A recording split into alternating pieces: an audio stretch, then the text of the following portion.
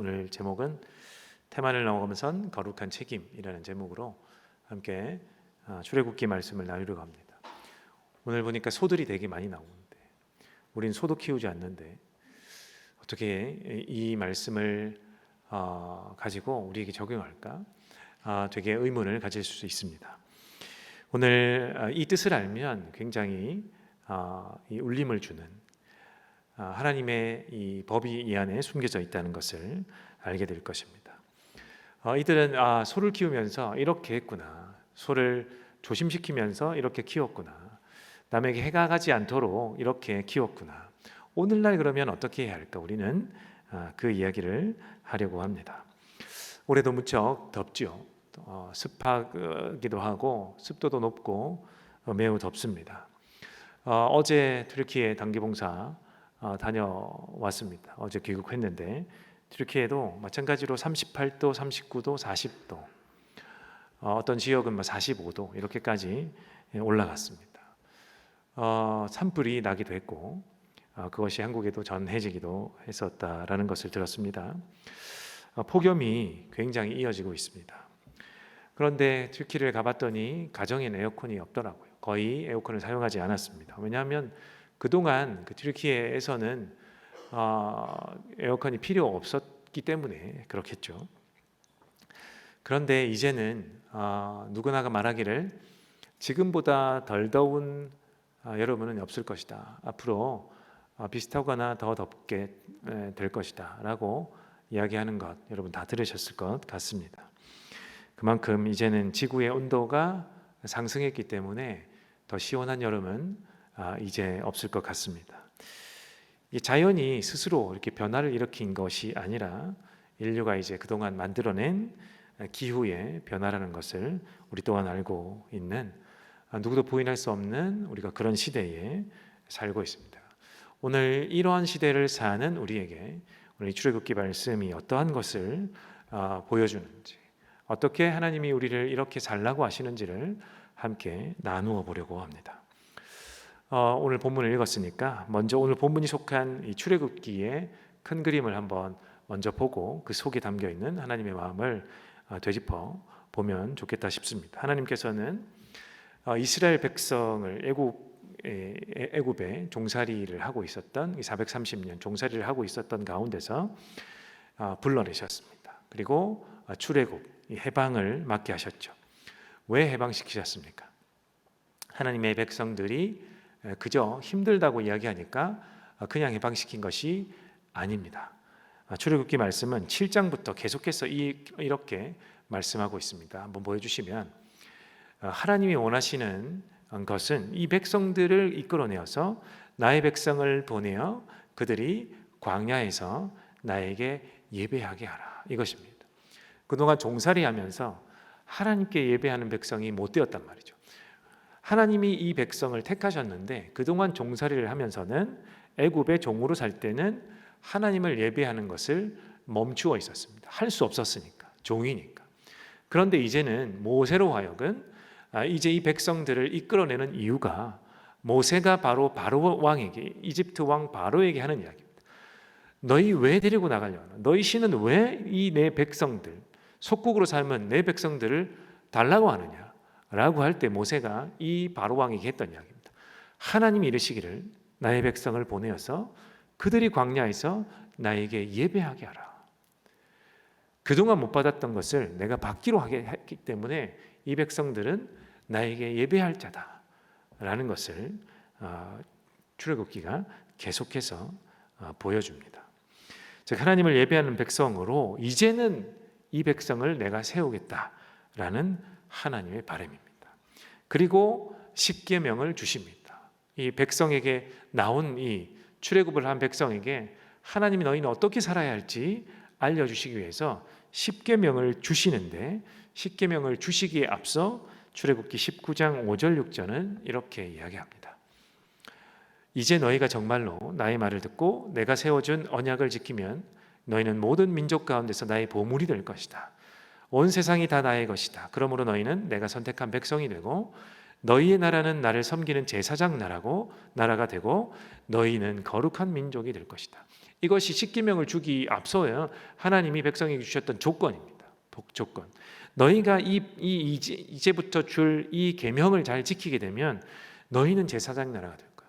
복을 받는 온 열방 가운데 제사장 나라, 복을 받는 민족이 될 거야. 라는 하나님의 복의 선포죠. 그래서 제사장이 된다는 건 뭡니까? 구약에 여러분이 알고 있는 지식으로 제사장은 어떤 일을 하는 사람입니까? 하나님과 백성 사이에 중개자, 중보자 역할을 하죠. 이 백성이 직접 나아가 하나님께 제사를 드리지 않는단 말이죠. 백성은 제사장에게 나아가서 제물을 바치고 이 제사장은 이 백성이 가지고 온 제물을 하나님께 바쳐서 이 백성의 죄를 사하게 하는 중보자 역할을 한단 말이죠. 그래서 하나님이 앞서 십계명을 주시기에 앞서서 이 말씀을 하시는 것은 너희가 이런 중보자 역할을 해야 된다라는 겁니다. 내가 너희를 출애굽에서 데리고 나온 이유는 너희 통하여 내가 예배 받을 건데, 예배 받는 거 그냥 받는 게 아니라 나주차고 받는 것도 있겠지만 하나님이 원하시는 것이겠지만 너희가 이제는 이 계명을 지키면서 나에게 참 예배를 드릴 때 나는 너희를 높여줄 거야. 그리고 나서 온 열방 가운데 제사장 나라가 되게 할 거야 라는 겁니다. 무엇입니까?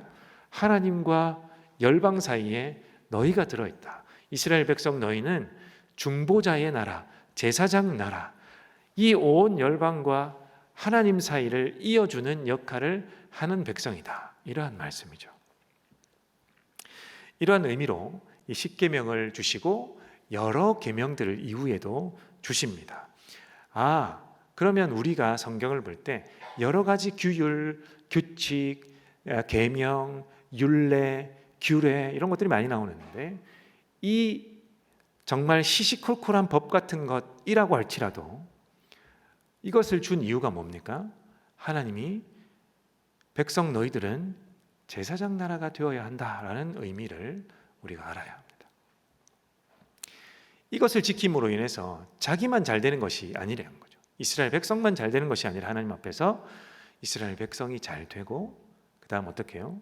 세상과 하나님 사이를 이어주는 좋은 백성이 되는 거예요. 본보기가 되는 것입니다. 이러한 법들을 지킬 때 하나님이 이 백성에게 복을 주어 열방이 온 세계가 이 백성을 쳐다보게 만들고 하나님이 오히려 온 열방으로 하여금 영광 받으시겠다라는 계획이 들어있습니다.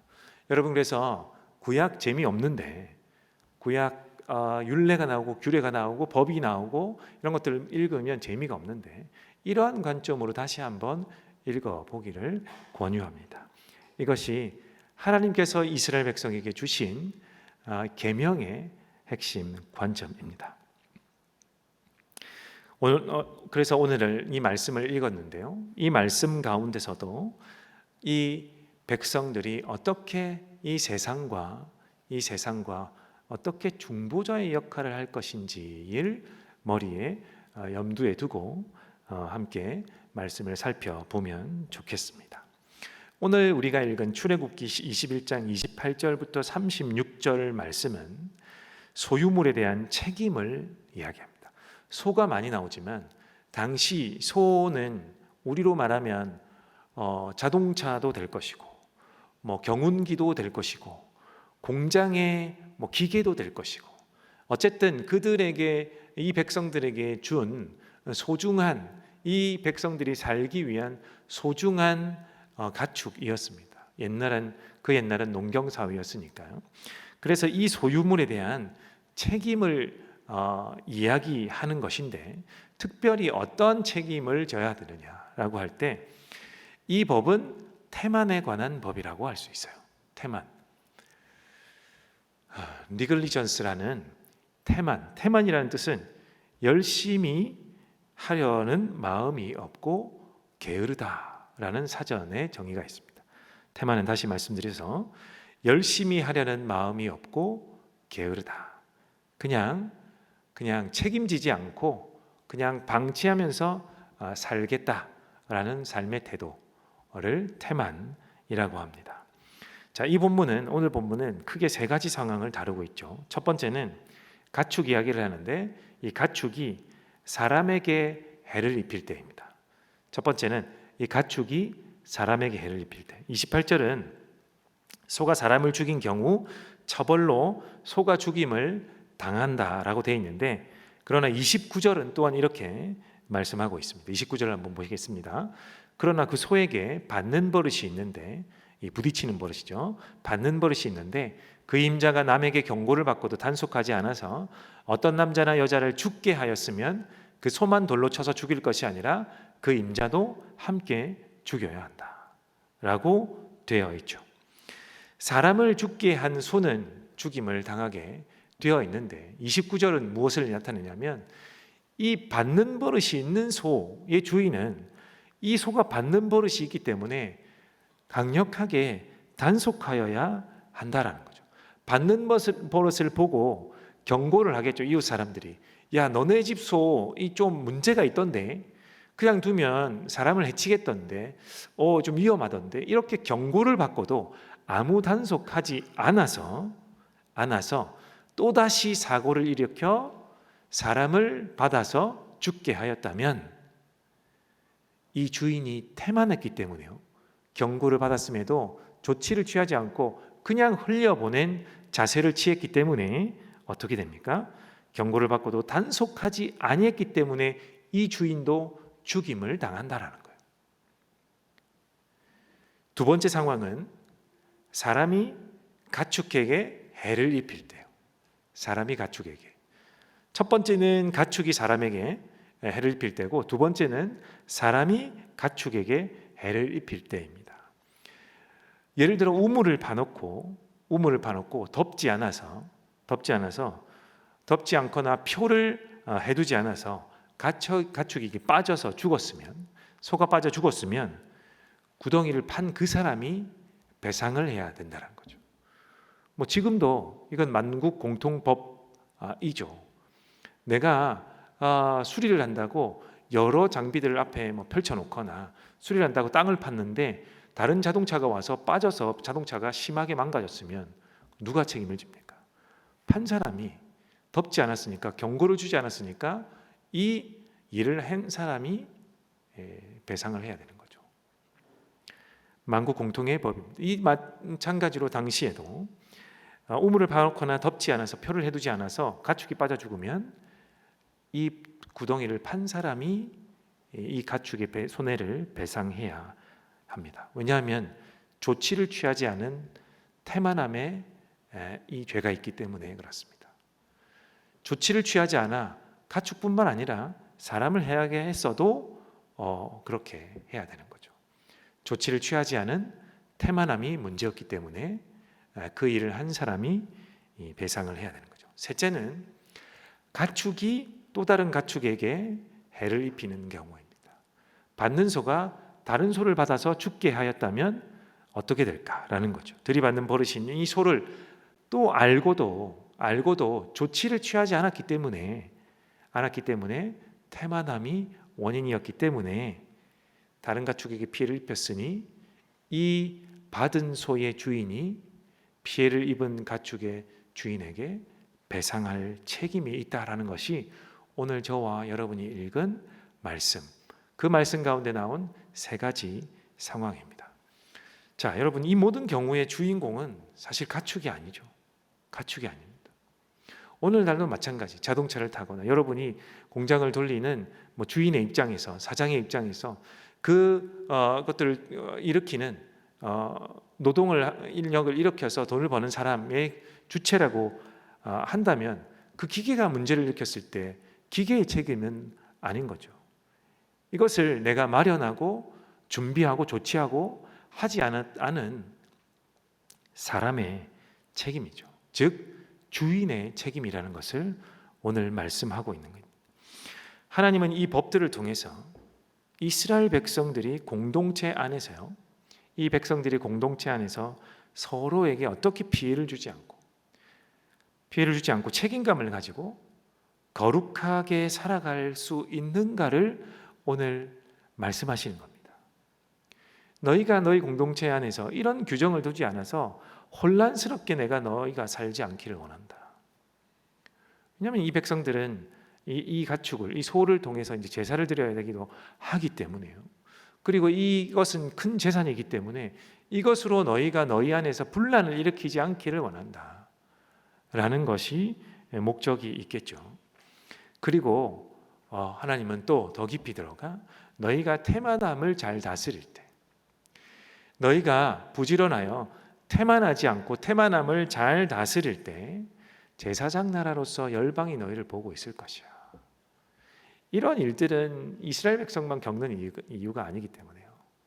일들은 아니기 때문에 온 열방에 어떤 나라든지 사람 사는 곳에는 다 일어나는 것이니까 너희가 어떻게 태만함을 경계하고 하나님 앞에서 이 태만함을 잘 다스려서 화합하고 화목하게 잘 사는가. 그리할 때 모든 백성들이 너희를 보고 이 법을 잘 이행하여 하나님으로부터 받는 이 복을 받는 민족으로서의 이런 자태를 나타낼 때 온 백성들이 너희를 통하여 또한 복을 받을 것이다 라는 이 제사장 나라로서의 책임도 오늘 가르치고 있다라는 것을 우리가 알아야겠습니다. 사랑하는 성도 여러분, 이제 이 고대 법 조항, 이스라엘 백성들이 살던 이 법 조항을 21세기를 사는 우리에게 어떻게 적용할 수 있을까? 특별히 앞서 말씀드린 것처럼 기후 위기 시대에 이제 더 이상 우리가 만들어 놓은 기후의 문제가 재앙을 일으키기 시작하고 있는 이런 시대에 우리는 오늘 말씀을 어떻게 적용하고 살아야 할까를 생각해 보고자 합니다. 우리는 지금 인류 역사상 전례 없는 기후변화의 한가운데 서 있죠. 폭염, 작년, 재작년 폭염인 것 같아요. 저도 여러분 20대, 30대 이렇게 있을 때 이렇게 덥지는 않았던 것으로 기억이 납니다. 지금 저희 집은 에어컨을 며칠째 끄지 못하고 있습니다. 너무 더워서. 이 지열을 받아서 건물에 받은 열이 밤에도 빠져나가지 않아서 이렇게 켜진 않고는 너무 더워서 잠을 잘 수가 없는 이런 상황에 있기 때문에 그러합니다. 이런 적이 사실은 없었는데 처음 겪는 상황인 거죠. 이런 폭염. 이 가운데 어떤 나라들은 가뭄을 겪고 있어요. 지구 반대편에 저희가 튀르키예 방문 일주일 동안 비가 한 방울도 오지 않았습니다. 그쪽 나라는 여름에는 가뭄입니다. 건조하고 가뭄을 겪는 나라도 있고 홍수를 겪기도 합니다. 폭우가 쏟아져서 홍수를 겪기도 하고요. 튀르키예에 있을 때 또 산불이 크게 나서 근처에 연기가 나는 것을 보기도 했습니다. 이 산불 등 극단적인 기상 이변이 더 이상 이제 먼 나라가 아닙니다. 아마 이제 오늘 오후부터 비가 온다고 하는데 폭우가 쏟아질 것으로 예상된다고 하는 것을 보았습니다. 먼 나라 이야기는 아닌 거요. 북극의 빙하가 녹고 있는데 이제는 더 많이 녹았겠죠. 해수면이 그래서 상승했습니다. 해수면이 상승하고 이 대기에 오존층 밑에 이산화탄소가 가득 차 있으니까 해수면에 올라가면서 온도 또한 올라가고 있죠. 그래서 수많은 생명체가 바다 안에서 그리고 땅에서 사라지고 있는 시대가 되었습니다. 기후재난으로 각 나라가 고통을 겪고 수많은 사람들이 죽고 다치고 이재민이 되고 있는 소식을 우리는 뉴스를 볼 때마다 접하고 있죠. 특별히 이 가난한 나라에게는 기후재난의 피해는 사실 더 큰 피해로 다가옵니다. 이 모든 것은 무엇 때문에 그렇습니까? 바로 인류의 태만 때문에 그러한 것이죠. 첫 번째 테마는 받는 버릇이 있는 소. 받는 버릇이 있는 소는 경고를 한다고 했습니다. 인류가 그동안 산업 할당과 소비 습관을 태만하게, 방만하게, 그리고 태만하게 책임지지 않고 막 활동해 왔지 않습니까? 우리는 이미 수십 년 전부터 과학자들의 경고를 받아왔습니다. 저는 기후에 되게 관심이 많아서 여러 가지 책도 읽었는데 정말 오래전부터 기후위기 보고서를 통해서 계속해서 경고를 해왔습니다. 그래서 화석연료 사용으로 인해서 온실가스 배출이 지구 온난화를 가속화하고 있다. 한번 쏟아져 나온 배출된 이산화탄소는 사라지지 않는다. 그래서 지금보다 더 시원한 여름은 없다는 이야기죠. 지금부터 우리가 이산화탄소를 딱 0으로 만들고 쓰지 않는다고 해도 더 이상 시원해지지 않는다는 겁니다. 이미 배출되어 있는 것이 사라지지 않기 때문에요. 그렇게 경고를 받아왔습니다. 그리고 무분별한 개발 그리고 우리의 소비 행태가 생태계를 파괴하고 있다는 경고도 많이 여러분 보았을 것입니다. 이 경고는 마치 소의 주인이 자신의 소가 위험하다는 것을 알면서도 인류가 단속하지 아니한 것과 같다라고 할 수 있겠죠. 우리가 편리함과 이윤만을 추구하면서 지구가 이렇게 피폐해져 가고 있는데도 불구하고 이렇게 이제는 이 지구의 모든 기후들, 이 자연들이 받는 버릇이 있는 소처럼 우리를 향해서 이렇게 달려오고 있고 미래 세대를 이렇게 받으려고 위협하고 있다라고 보아야겠죠. 이 인류의 그리고 우리의 태만이 전 세계 곳곳에서 사람들의 생명을 위협하고 삶의 터전을 파괴하고 있다라는 것 우리가 꼭 기억해야겠습니다. 두 번째 테마는 덥지 않은 구동이와 같은 우리의 인류의 환경적인 무관심일 것 같습니다. 우리는 플라스틱 쓰레기를 무심코 버리고요, 불필요한 에너지를 낭비하고 환경을 오염시키는 제품들을 소비하죠. 싼 옷을 많이 구매한다지만 모든 그 옷은 재활용되지 않습니다.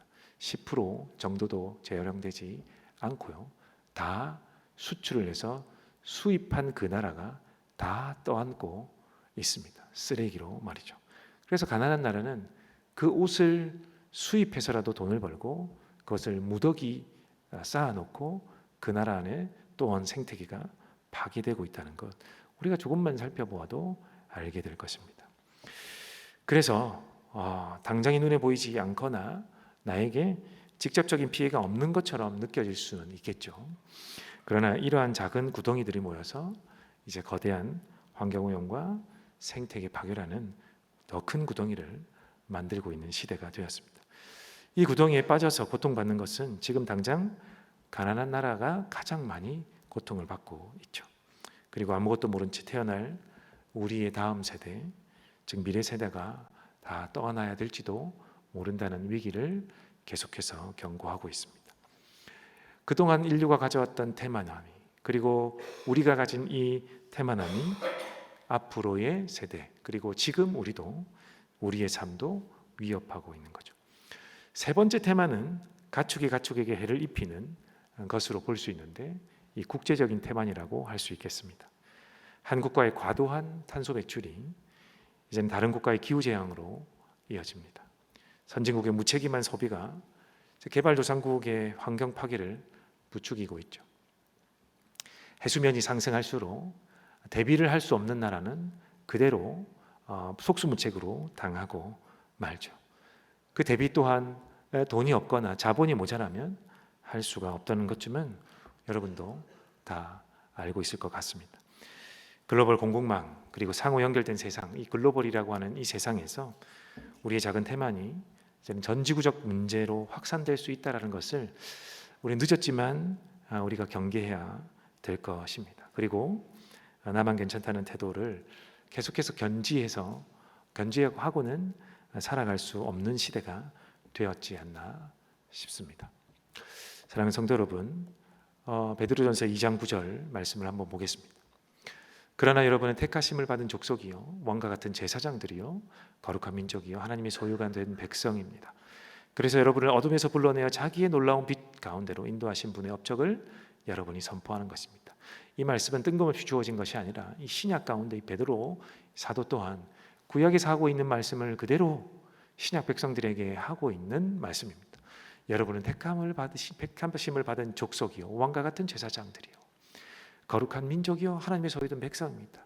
구약에는 이스라엘 백성이 대표적인 이 백성이었다면 지금은 어떻습니까? 그리스도인 된 자들이 다 이러한 백성이다라는 말씀입니다. 저와 여러분이 여기에 속하는 백성들입니다. 우리는 애굽의 종살이에서 해방되어서 하나님을 예배하는 백성이 된 이스라엘처럼 이제 죄와 어둠에서 구원받아서 하나님의 빛 가운데로 부르심을 받은 신약의 왕과 같은 제사장입니다. 이 제사장이라는 말은 무엇이라고 했습니까? 세상과 하나님 사이를 잇는 중보자 역할을 한다라는 거죠. 이 역할을 저와 여러분이 해야 한다라는 겁니다. 우리가 세상에 하나님을 드러내고 하나님의 아름다운 덕을 선포할 책임이 우리에게 있습니다. 그렇다면 이 시대에는 어떻게 이 책임을 져야 할까? 기후위기의 시대에 우리의 삶의 방식을 조금씩 바꾸어야 되지 않을까 싶습니다. 여러분에게 그래서 더 이상 태만함으로 우리 삶을 견제하지 말고 이 태만을 버리면 좋겠다라고 권면하고 싶습니다. 첫 번째로 개인의 삶에서 사소한 것이라도 남에게 피해가 가는 것들을 경계할 필요가 있겠다 싶습니다. 우리가 불필요한 소비를 줄이고 에너지를 절약하고 친환경적인 것을 선택하는 것, 이것은 누구나 이제는 앞으로 해야 한다라는 것쯤은 우리가 다 알고 있죠. 일회용품 사용을 줄이기도 하고 대중교통을 이용하기도 하고, 이 모든 작은 실천들이 바로 태만을 넘어설 수 있는 거룩한 책임이라고 우리가 여기면 좋겠습니다. 아니 목사님, 나만 이렇게 한다고 뭐가 바뀌나요? 바뀌지 않습니다. 그것은 저도 인정하고 싶습니다. 개개인이 여러분이 앞으로 나아가서 일주일 동안 그렇게 산다고 이산화탄소가 줄어들지 않아요. 줄어들지 않습니다. 그럼에도 불구하고 하나님의 말씀을 본받아 우리에게는 이러한 책임이 있기 때문에 세상의 어떤 사람들처럼 그저 태만하게 살아야 하지 않기 때문에 제가 여러분에게 권면을 드리는 겁니다. 우리가 조그만 작은 실천으로 세상이 확 바뀌지는 않을 것입니다.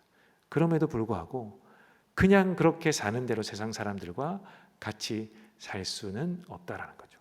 조금씩 모아야 할 필요가 있다는 것이죠. 공동체적 삶에서는 어떤 게 필요할까요? 내가 변하고자 하는 것이 남에게는 피해로 다가갈 일이라면 불편함을 택하는 용기가 우리에게 필요하다라는 겁니다. 이것을 공동체 안에서 나누기도 하고 찾아보기도 하면서 우리에게는 어떤 것이 있을까? 그래서 교회 안에서, 가정에서, 그리고 사회 속에서 기후위기의 심각성을 또 한번 알리고 우리 안에 공유하고 변화해보자. 비록 조금 변한다 할지라도 우리가 변화해보자 라고 함께 공유하는 것이 공동체적 삶에서 우리가 바꿀 수 있는 것이 될 것입니다. 그리고 그리스도인에서의 역할로서는 이제 여러분은 미래 세대의 변화의 주역이지 않습니까? 앞선 세대에게 여러분이 또한 본을 배울 필요도 있다라고 생각이 됩니다. 앞선 세대가 무분별하게 사용했던 것을 우리가 책임져야 하나요? 그런 의미가 아니라 앞선 세대에는 인지 못한, 그동안은 그렇지 않았기 때문에 알지 못할 수도 있기 때문에 그렇습니다. 이제는 지금 우리부터 바꾸어야 한다. 왜냐하면 앞으로의 세대에도 이것을 물려줄 수는 없다라는 생각, 그것이 우리가 태만하지 않게 되는 것일 줄로 믿습니다. 여러분이 이제는 여러분이 세대에서 기술도 개발이 될 테고 여러 가지 일들이 일어날 것입니다. 그래서 그 안에 변화의 주역으로 여러분이 살아야 될 필요가 우리에게는 있다. 나에게는 그러한 필요가 있다.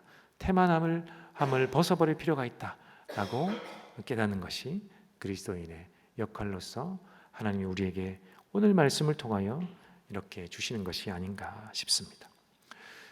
말씀을 맺겠습니다. 사랑하는 성도 여러분, 출애굽기 21장의 태만에 관한 법은 단순히 고대 법조항으로 넘어갈 말씀이 아닌 것입니다. 그것은 하나님께서 하나님의 백성들에게 요구하시는 이 근본적인 책임감, 이웃사랑의 정신입니다. 우리가 사소한 태만을 버리고 적극적으로 책임감을 가질 때에 이 세상 가운데 거룩한 백성으로 하나님의 아름다운 덕을 선포하는 저와 여러분이 될 줄로 믿습니다. 세상은 그렇게 우리를 보면서 하나님을 바라볼 수 있을 줄로 믿습니다.